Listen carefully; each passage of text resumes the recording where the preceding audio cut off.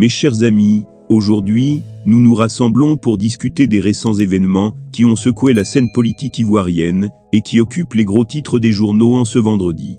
Deux sujets dominent l'actualité, le limogeage d'Abdourahmane Cissé de son poste de secrétaire général de la présidence et les préparatifs du prochain congrès électif du Parti démocratique de Côte d'Ivoire, PDCIRDA.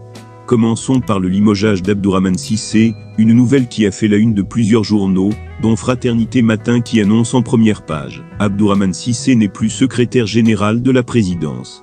Selon le quotidien gouvernemental, le technocrate émérite, en poste depuis 2021, a été limogé par le président Alassane Ouattara via un décret présidentiel rendu public, le 30 novembre 2023.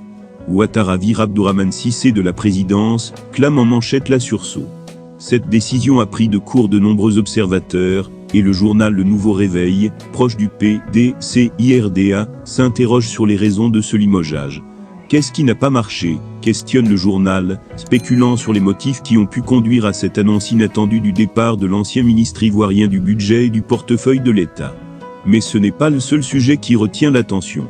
Un autre enjeu majeur est la course à la succession du regretté président du PDCIRDA, décédé le 1er août 2023 des suites d'un malaise. À 2 semaines du prochain congrès électif, les esprits s'échauffent, comme le souligne l'expression en alertant « Danger à l'horizon ». Ce congrès, prévu pour le 16 décembre 2023, revêt une importance cruciale pour l'avenir du parti. Dernier Ormond se demande si Maurice Kakoudi-Kahué est le candidat idéal pour le PDCIRDA, tandis que Fraternité Matin interroge. Le consensus est-il encore possible ?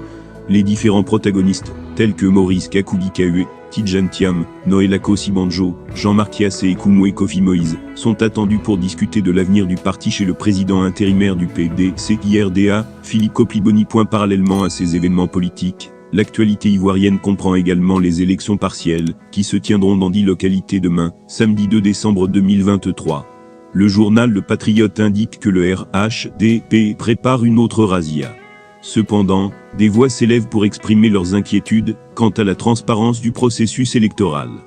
Damana Picasse, cadre du PPA cité de Laurent Gbagbo, prévient « Nous n'accepterons pas qu'on vole notre victoire », propos relayés par le journal Le Temps. Enfin, en ce qui concerne la sécurité, le quotidien d'Abidjan titre « Pourquoi le régime renforce les mesures sécuritaires ?»